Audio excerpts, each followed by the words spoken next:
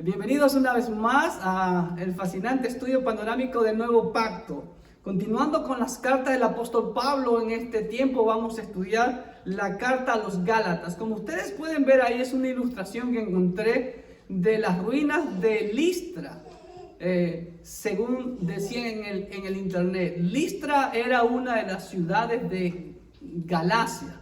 ¿De dónde viene la palabra Gálatas? La palabra Gálatas es un gentilicio, ¿sí?, de todas las personas que vivían en la provincia de Galacia. Era una provincia romana. Ahora, y esta palabra Galacia viene de los galos. Un grupo de migrantes galos procedientes de Francia, valga la redundancia, emigraron a la meseta central de lo que actualmente es Turquía, ¿sí?, y se establecieron ahí 4 siglos antes de Cristo. Después fueron conquistados por los romanos y se mezclaron. Y también con los frigios y todas las regiones ahí, hasta que se estableció la provincia romana de Galacia. Y es ahí en la parte sur, sobre todo, de esta provincia romana de Galacia, donde el apóstol Pablo realizó sus visitas en sus 3 viajes misioneros, como ustedes pueden ver aquí en este mapa. La región de Galacia es esta parte verde que ustedes ven aquí y alcanza, como ustedes pueden ver acá al sur, las ciudades de Listra y Derbe, Iconio también. Inclusive algunos piensan que también era Antioquía de Pisidia. Todos esos son mapas aproximados, como siempre le he dicho, porque no hay registro fehaciente de cómo eran los límites entre cada provincia. Pero vamos a nuestra hojita. El punto número 1. En nuestra hojita, el gentilicio Gálata viene de la provincia romana de Galacia, cuyos antepasados fueron un grupo de migrantes galos, Francia, que se establecieron al interior de la meseta de Asia Menor, de lo que actualmente es el país de Turquía. Se dividía en zona norte y en zona sur la provincia de Galacia.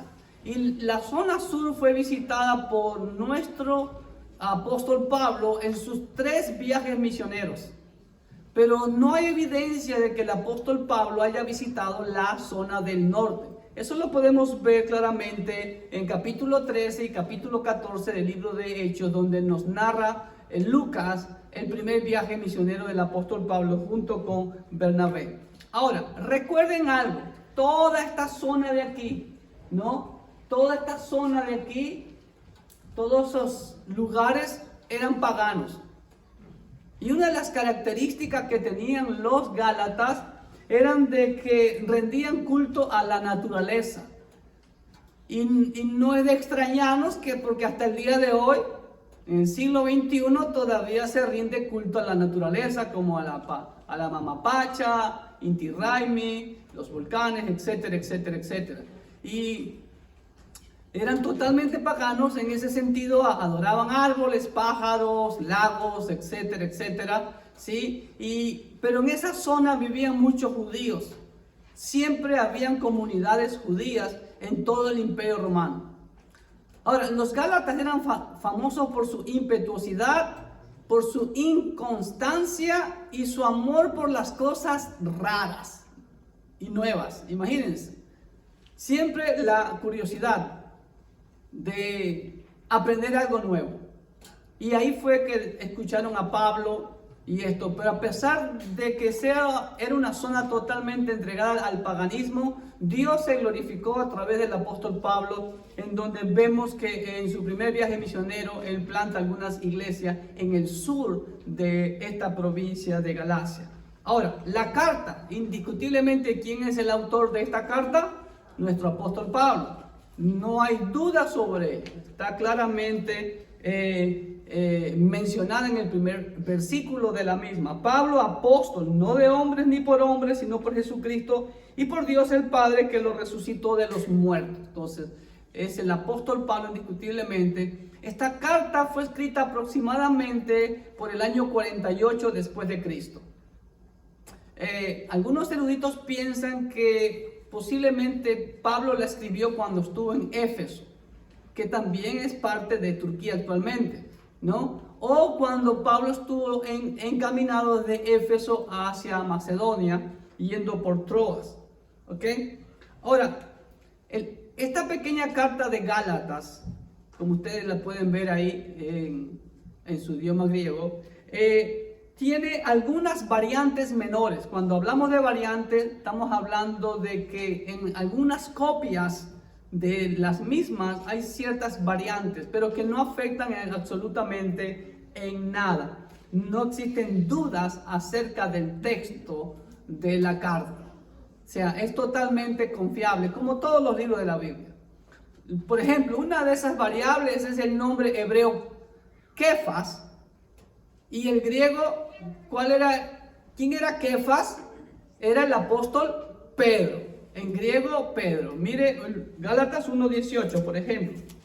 Dice así: después, pasado 3 años, subí a Jerusalén para ver a Pedro, y permanecí con Pedro 15 días. ¿Ok? Ahí Pablo menciona el nombre griego de Pedro. En el capítulo 2, versículo 9, mire lo que dice: y recorriendo y reconociendo la gracia que me había sido dada, Jacobo, Kefas y Juan, que eran considerados como columnas, nos dieron a mí y a Bernabé la diestra en señal de compañerismo, para que nosotros fuésemos a los gentiles y ellos a la circuncisión. Aquí Pablo hace un cambio de nombre al nombre hebreo de Pedro, Kefas, ¿ok? Y en el versículo 11 también dice así: pero cuando Pedro vino a Antioquía, le resistí cara a cara porque era de condenar. Nuevamente toma el nombre de Pedro. Y en el 14 también lo menciona como Pedro. Ya vimos en la carta de Corintios también que Pablo usa el nombre hebreo para Pedro de Kefas. ¿Ok? Número 5.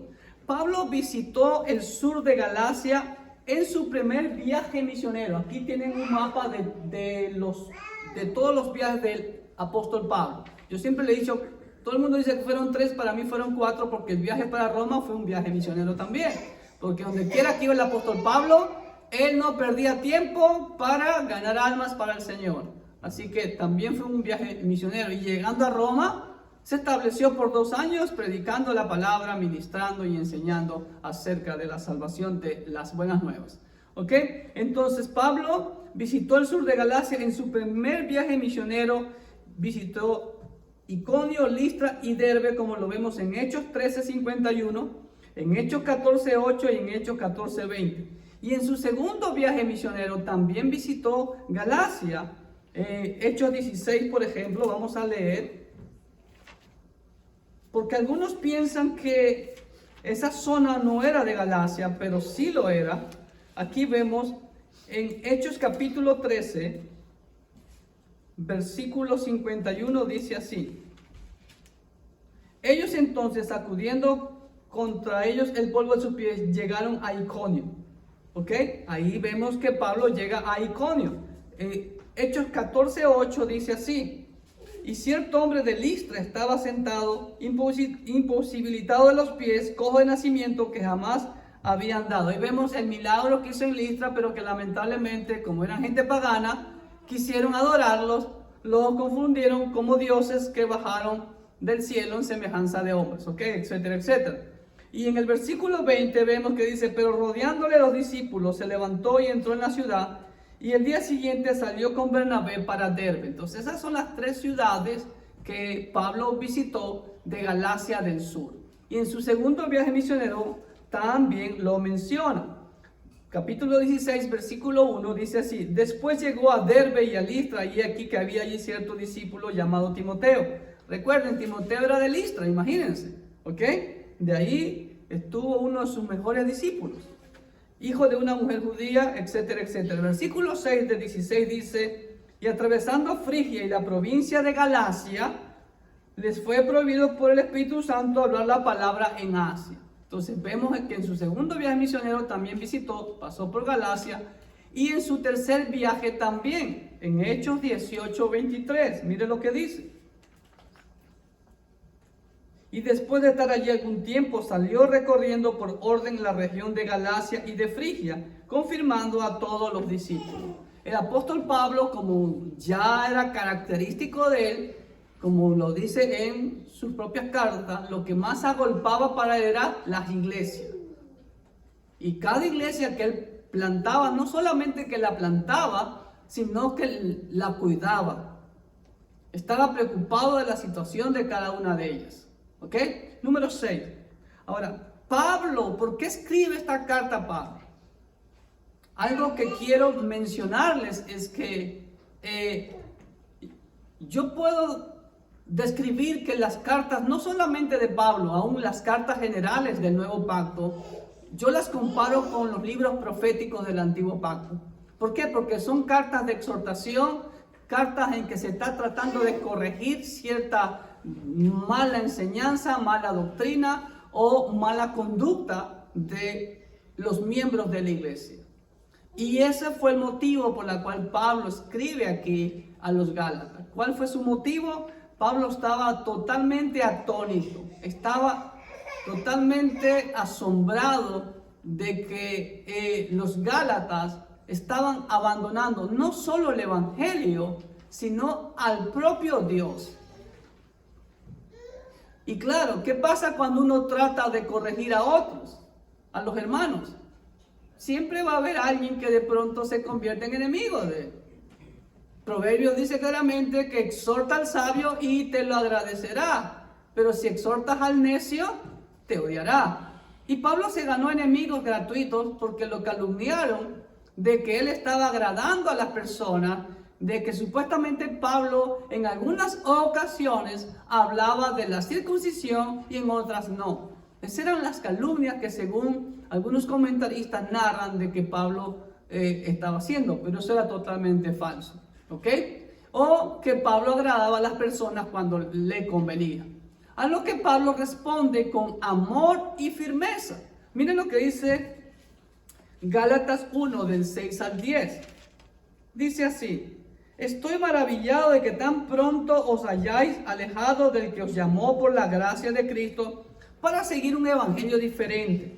No que haya otros, sino que hay algunos que os perturban y quieren pervertir el evangelio de Cristo. Mas si aún nosotros o un ángel del cielo os anunciare otro evangelio diferente del que os hemos anunciado, sea anatema, sea maldito. Como antes hemos dicho, también ahora lo repito: si alguno os predica diferente evangelio del que habéis recibido, sea anatema. Y este es uno de los versículos favoritos míos, Gálatas 1:10. Pues, ¿busco ahora el favor de los hombres o el de Dios? ¿O trato de agradar a los hombres?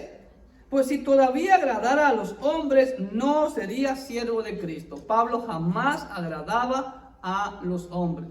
Pablo siempre agradaba al Señor. Y por agradar al Señor, lamentablemente nos ganamos enemigos gratuitos. Pero, bienaventurado soy, dice el Señor, si por mi causa soy vituperado. Muy bien. Ahora, mire también lo que Pablo expresa en el capítulo 3, versículo 1 del libro de Gálatas. Un poco fuerte. Mira lo que dice: oh Gálatas insensatos, tontos, es el sinónimo. ¿Quién os fascinó para no obedecer a la verdad? A vosotros, ante cuyos ojos Jesucristo ya fue presentado claramente entre ustedes como crucificado.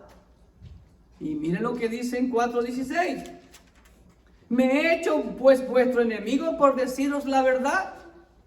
Lamentablemente es así. A veces decir la verdad hay que pagar el precio. Juan el Bautista pagó el precio. Y nuestro Señor, nuestro modelo por excelencia, pagó el precio por decir la verdad y anunciar la verdad. Y hermano, hay que pagar el precio. Agrade a Dios, a una sola persona, porque no va a agradar a todo el mundo. Jesucristo nunca lo agradó. Y aquí Pablo defiende su ministerio porque aún su ministerio apostólico fue atacado aquí. Tristemente, su propia iglesia, sus propios hijos espirituales, como ya vimos en Corinto. Entonces, Pablo jamás trataba de agradar a nadie. Número 7.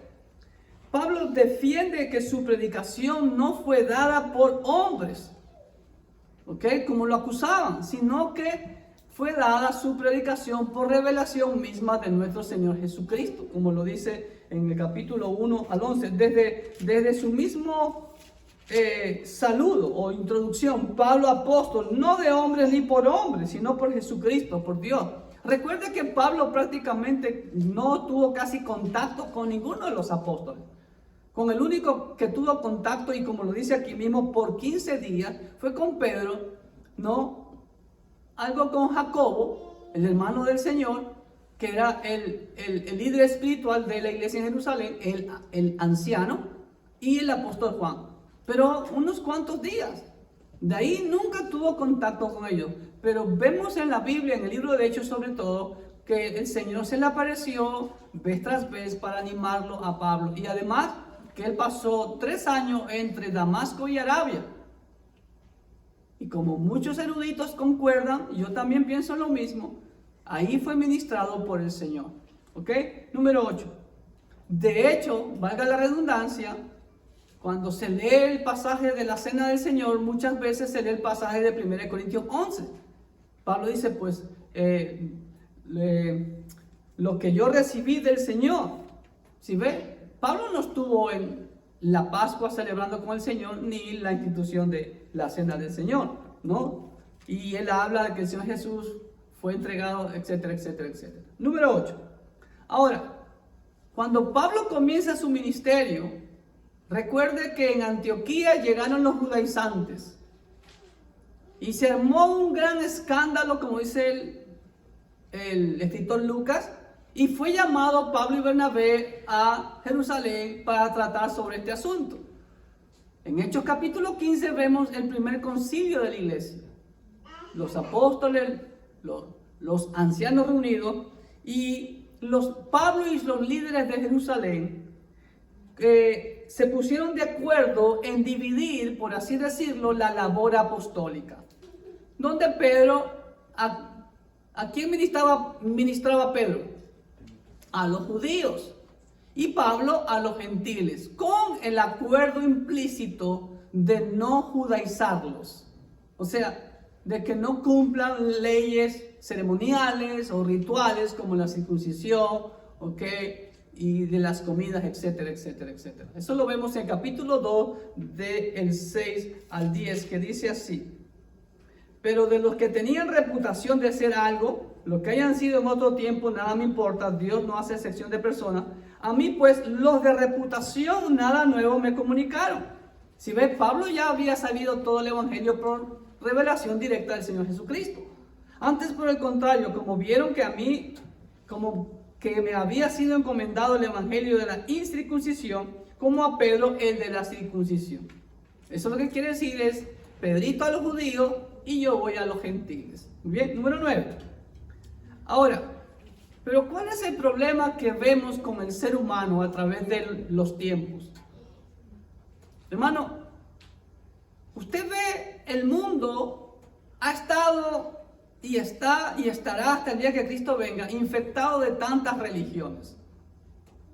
Y todas las religiones son normas que hay que seguir para supuestamente alcanzar la salvación. ¿Por qué? Porque lamentablemente el ser humano tiende a pensar que la salvación se alcanza por logros propios, por obras, por hacer esto o esto o esto. ¿Ok? Y la iglesia no escapa de eso. Hasta hoy en día. Lo que le pasó a los Gálatas pasa hoy en día. Los Gálatas estaban enfrentando una doble amenaza. Una amenaza en cuanto a la pureza doctrinal y por ende una amenaza a la pureza de conducta. Porque aquí hay el efecto dominó, hermanos queridos, como siempre le he enseñado. Un pecado me lleva a otro, a otro, a otro, a otro.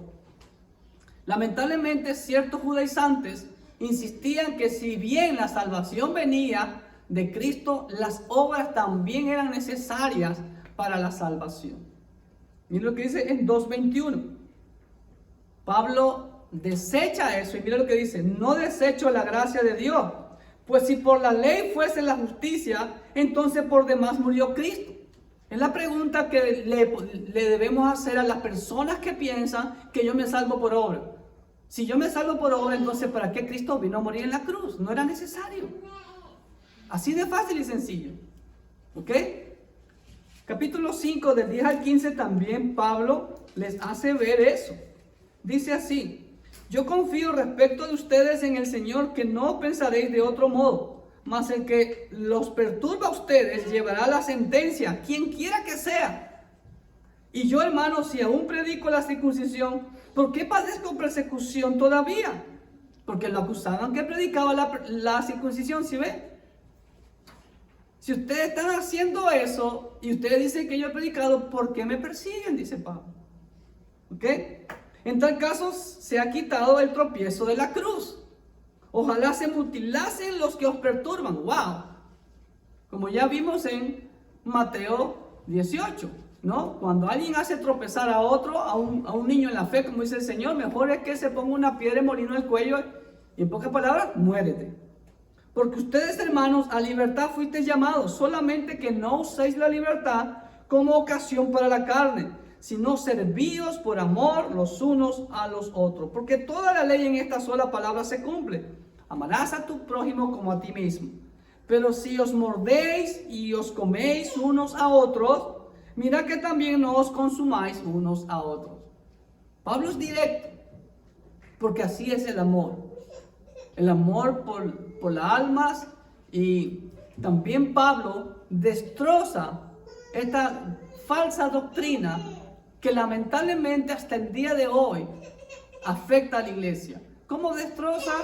Con argumentos bíblicos, como vemos siempre. Destroza estos falsos argumentos señalando que Abraham ¿cuándo fue justificado Abraham?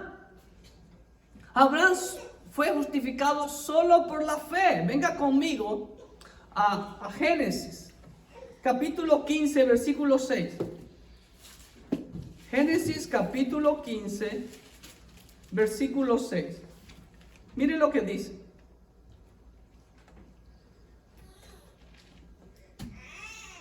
En los versículos anteriores al 6, del 1 al 5, Dios habla con Abraham en visión y Dios le dice que no tema, que su galardón iba a ser grande. Y Abraham responde: Señor, ¿cómo va a ser eso? Pues si no me has dado un hijo.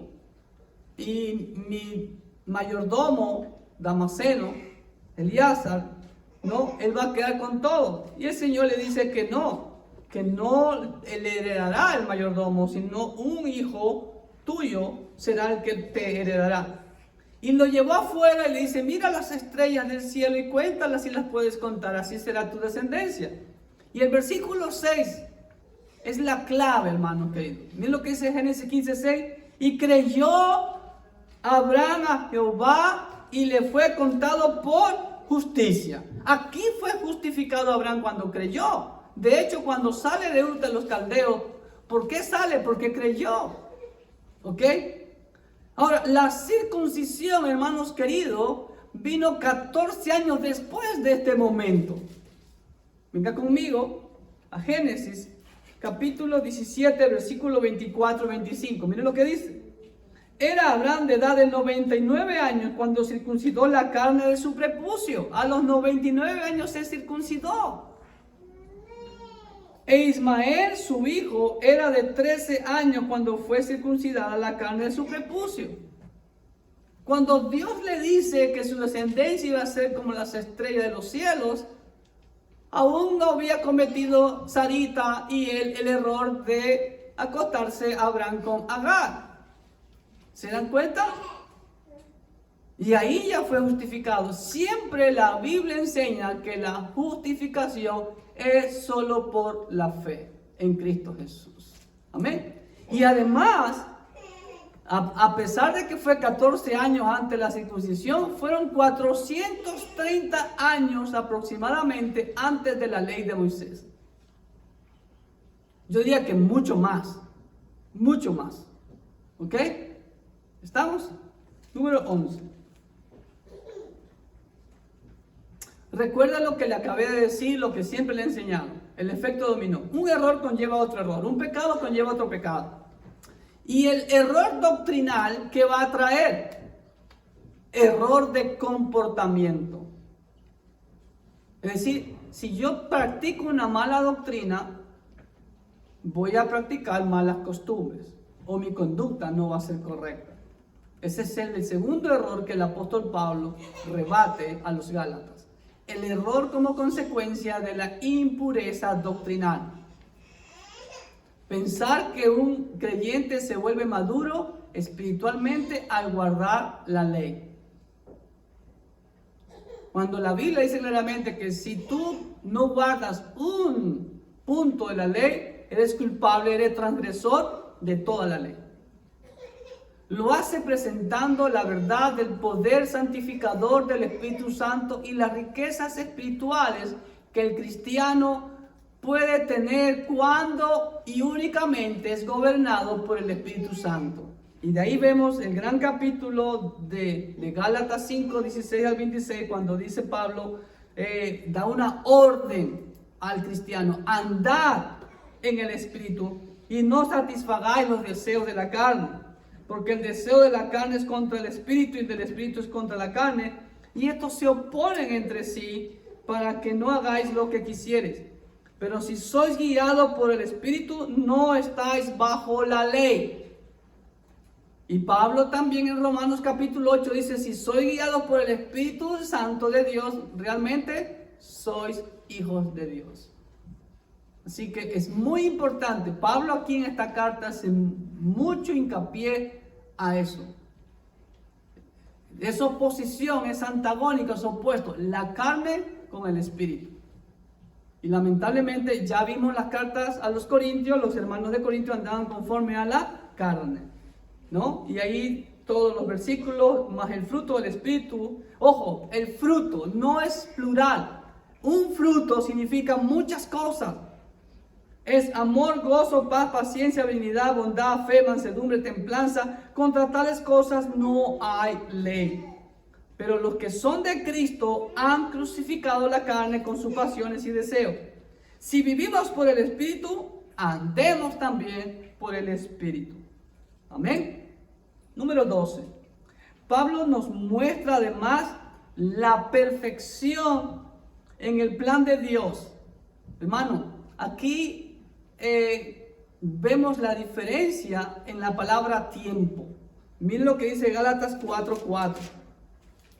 Pero cuando vino el cumplimiento del tiempo, Dios envió a su Hijo, nacido de mujer y nacido bajo la ley.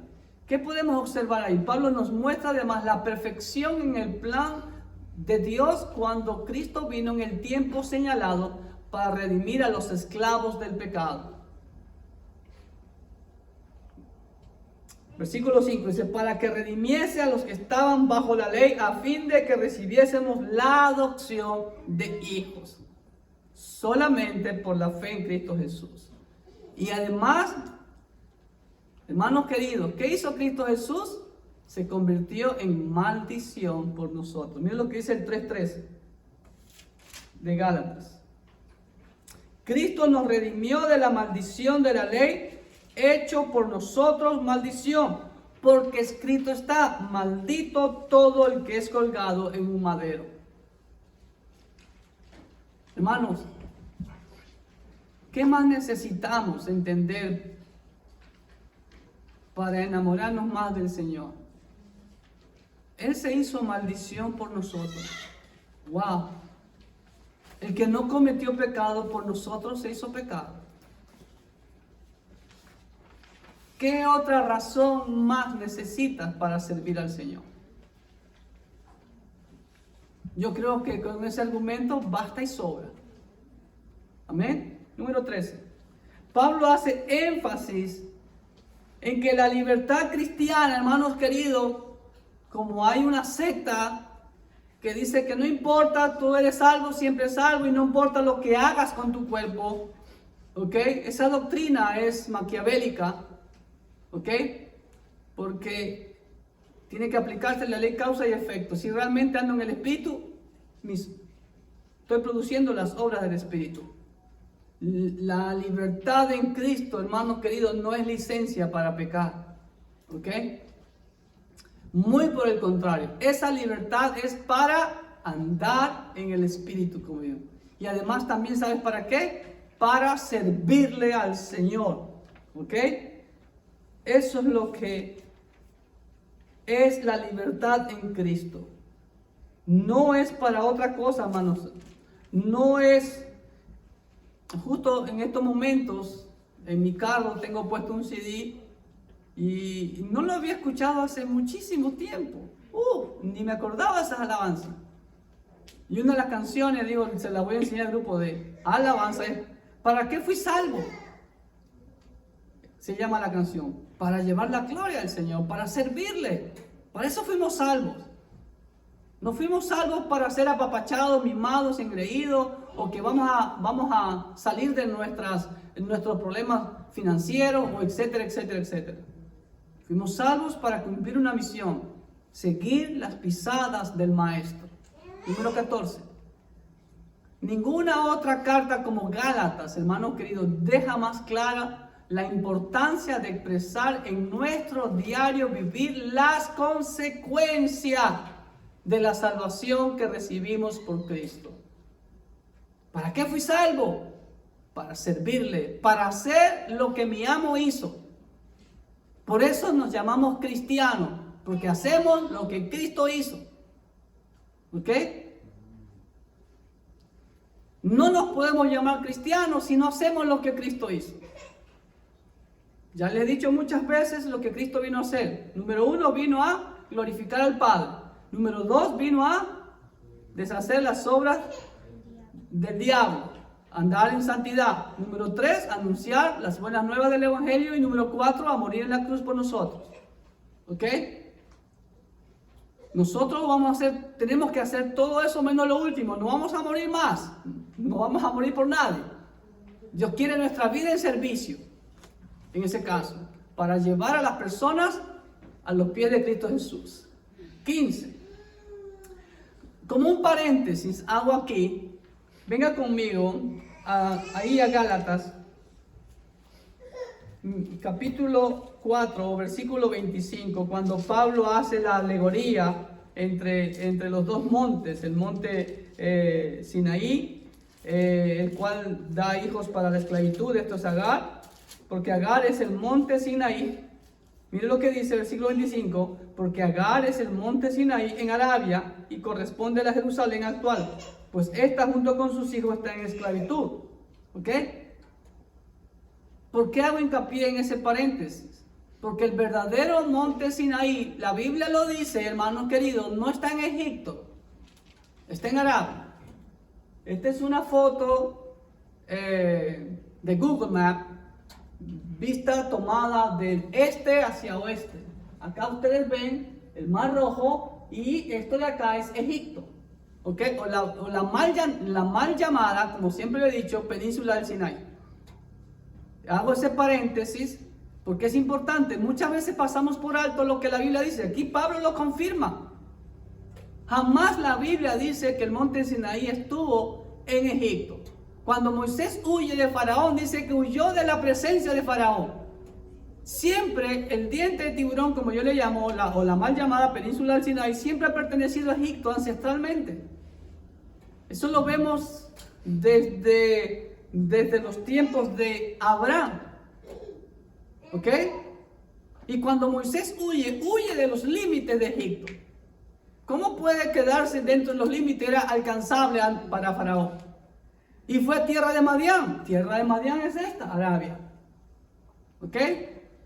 Y en el mal llamado monte Sinaí no hay ni una evidencia arqueológica de que el pueblo de Israel estuvo asentado ahí por un año. Un pueblo de aproximadamente 3 millones de personas. Pero aquí en Arabia, en el verdadero monte Sinaí, hay miles y miles de evidencias de que ahí estuvo asentado el pueblo de Israel. De hecho, ahí está, ustedes pueden ver, aquí está el altar que hicieron los hijos de Israel. Todavía está ahí, cercado con una malla, porque los árabes impiden, so pena de muerte, que se acerque ahí. ¿Ok? Entonces, 15, a la hoja. Como un paréntesis, Pablo nos confirma que el monte Sinaí siempre ha pertenecido a Arabia y no a Egipto. ¿Ok? Y por último, mis amados hermanos, la carta o la epístola a los Gálatas, ¿okay?, consta de 6 capítulos y 149 versículos. Y la podemos bosquejar de la siguiente manera. Número 1, primera parte, la introducción y el saludo. capítulo 1, versículo del 1 al 5. Parte número 2, motivo de la epístola. Los Gálatas se habían desviado del verdadero evangelio, que son 4 versículos, versículos 6 al 9 del capítulo 1. Parte 3 de este bosquejo, Pablo defiende su ministerio apostólico, del 1:10 al 2:21. Número 4, la doctrina de la justificación por la sola fe sin la ley. Capítulo 3, versículos 1 al 24. Número 5, el estilo de vida del cristiano es según la gracia, no según la ley. Recuerda, hermano querido, las religiones ponen normas. Nosotros no tenemos una religión, nosotros tenemos una relación de amor y todo lo que hacemos es en base a esa relación de amor. Amén. Número 6, características de un cristiano justificado. Y valga la redundancia de poner cristiano justificado, porque cualquiera se dice cristiano, pero realmente las características de un verdadero cristiano justificado se muestran si vuelvo y hago siempre la ilustración. La ley causa y efecto. Si yo suelto el dispositivo si abro mis dedos, ¿qué va a pasar?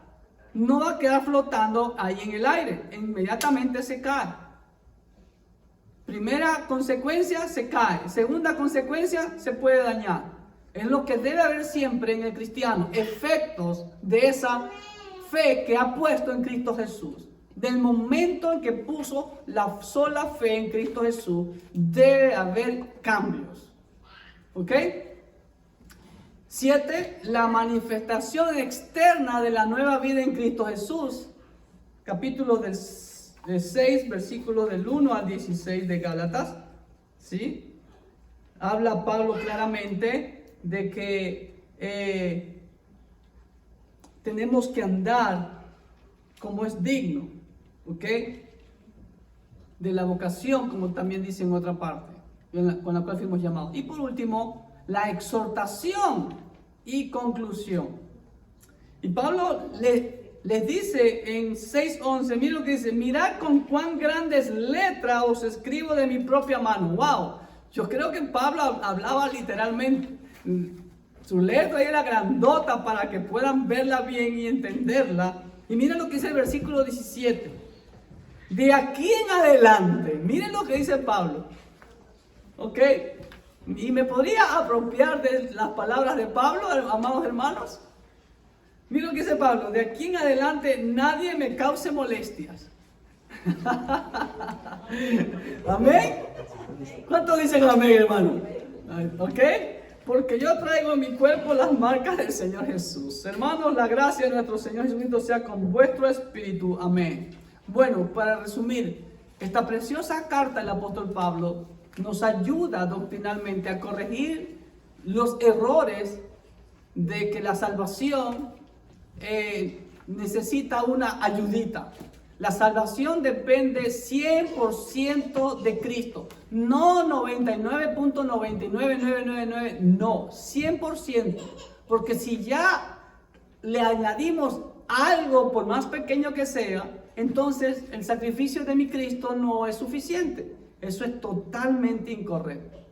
Y como vemos aquí, si tenemos una doctrina equivocada, vamos a tener una conducta equivocada. Y que Dios nos libre de eso. Y que nosotros podamos, como dice claramente aquí, manifestar externamente esa nueva vida en Cristo Jesús. Es el deseo de Dios y de este siervo para cada uno de vosotros. Que Dios les bendiga ricamente.